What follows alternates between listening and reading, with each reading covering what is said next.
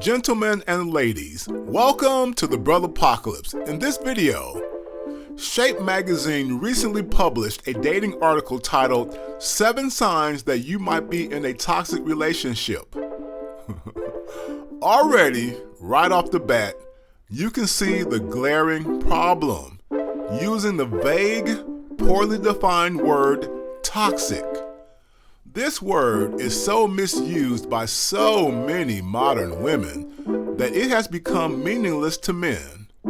Toxic is basically in the eye of the beholder, so when modern women use it, they project whatever past problems they had with men into the conversation without specifying exactly what toxic means to them.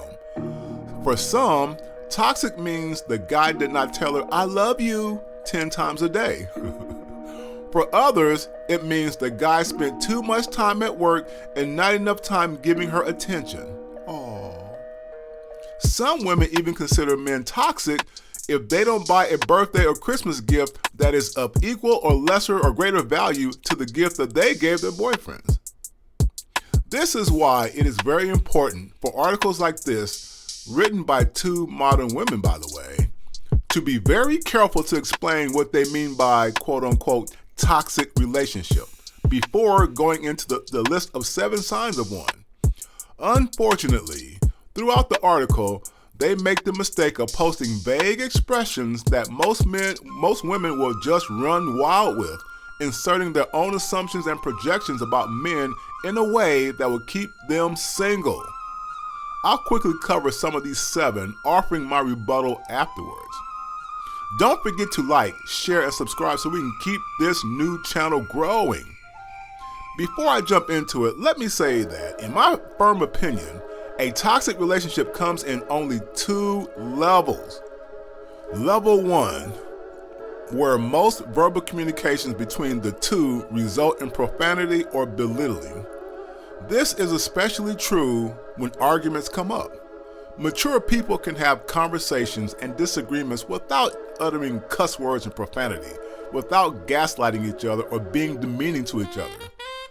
But this level does not necessarily have to result in the end of a marriage or serious relationship, contrary to what these modern so-called dating experts tell you. People are imperfect and will say imperfect things. Before getting serious about someone, vet them carefully on how they communicate before committing. No more easy cop-outs, people. No more. So all this stuff like emotional abuse or whatever, things will happen in a relationship. So stop being childish. Level 2, where arguments often lead to physical violence. Now, these kinds of toxic relationships are to be avoided at all costs. Run if this starts to happen. Having side relationships in addition without the other's consent makes the relationship toxic as well, if they find out, right? So there you go. There you have it. See how easy it is? See how easy that was. Anything else defined as toxic is just a silly cop-out to end a marriage. But modern women don't nail down the definition of toxic like this. They leave it vague in a cloud of mystery. Okay. Back to the article. The opening paragraph includes the following, quote, "Studies show that being in unhealthy relationships can cause a number of health issues such as heart problems and strokes." Oh boy. "And research suggests chronic stress, which can stem from toxic relationships, can lead to serious diseases and impaired immune system and depression." Oh no. In short, unhealthy relationships make unhealthy people, unquote. Oh boy. What? Here we go. See how vague this is? Pretty much everything you don't feel comfortable about within a relationship can be viewed as detrimental to your physical health. They're about to create a doggone generation of hypochondriacs out here with this rationale. The authors never explain what, quote, unhealthy or toxic even is. They assume that their list of 7 signs explains that, but they're just as vague.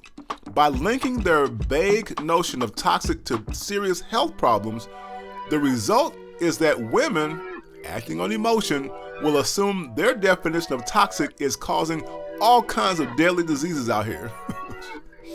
So if a woman thinks that a husband not depositing money into her account each payday is toxic, she can use that as grounds for a divorce to save her health. See how silly that sounds? Oh my goodness. All right, let's continue. Number 3. So we're going to go to the list of the few items in their list of signs or whatever, the 7 signs. Anyway, number 3, you feel unsafe in any way.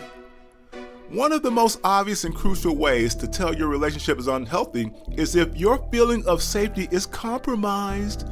While physical safety is paramount, you and your partner should never be violent or physically intimidating one another. And I agree with that, by the way. I agree with that part. Emotional safety is also crucial. Emotional safety, oh, here we go. For example, quote, when you are trying to have a discussion with your partner, they berate you, call you names, tell you that you're stupid, belittle you, and or publicly ridicule and shame you, says Brown, one of the authors.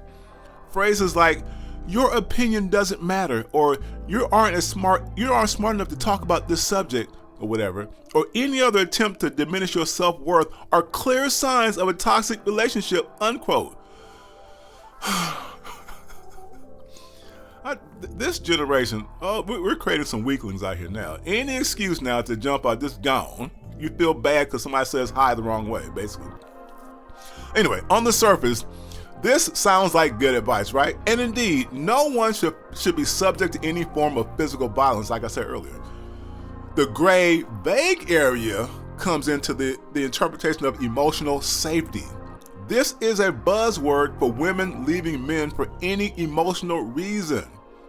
Look, relationships are not perfect, and many will go through phases where one or both people will say things they regret. Some women interpret a man's deep voice alone as threatening and intimidating, even if he isn't even being demeaning or belittling, and I know this from personal experience. No one likes disagreements or arguments, of course, but the way modern women interpret emotional safety is similar to how no-fault divorces give them any reason to file for divorce. People, we can't have this, okay? I mean, marriages and relationships have to be based on something more solid than any emotional safety concern. I mean, anyway, the next one. Number 5. Nearly all of your friends and family disapprove. Oh boy, I know men are out there like, oh, here we go, we gotta validate friends now. All right, here we go, this is what they say, quote, this isn't just about your parents having unrealistic expectations for their baby. If almost all of your friends,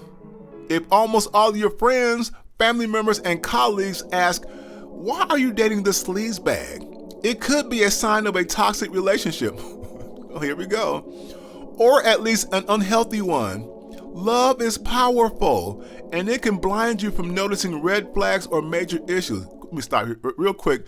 The word love, the way we use it today, we use it in an inappropriate, vague, confusing ways. I have a future video coming up on love that will probably blow everything out the water. But anyway, we'll get back to that later. Anyway, let me continue. So, love is powerful, and it can blind you from noticing red flags or major issues. If these people you love most are concerned about you or don't approve of the person you're dating, it's worth examining. All right, unquote. Okay. Again, this one will sound like it makes sense, especially to modern women who will project their own experiences here. The advice here is just too vague. Friends and family can disapprove anyone for any reason, not always in the best interest of the woman. For instance, let's say she has a history of picking bad boys, right? And her friends and family no longer trust who she dates. They don't trust her judgment anymore. She then finally gets someone who is decent, but he's not perfect in their eyes.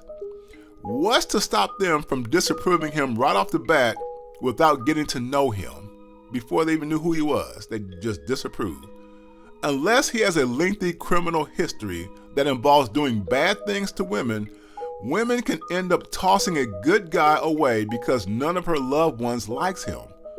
This advice needs concrete examples with case studies to put guardrails around what is considered appropriate disapproval. And finally, the most vague culprit in this list is that it opens the door for women to leave a relationship for any reason she makes up.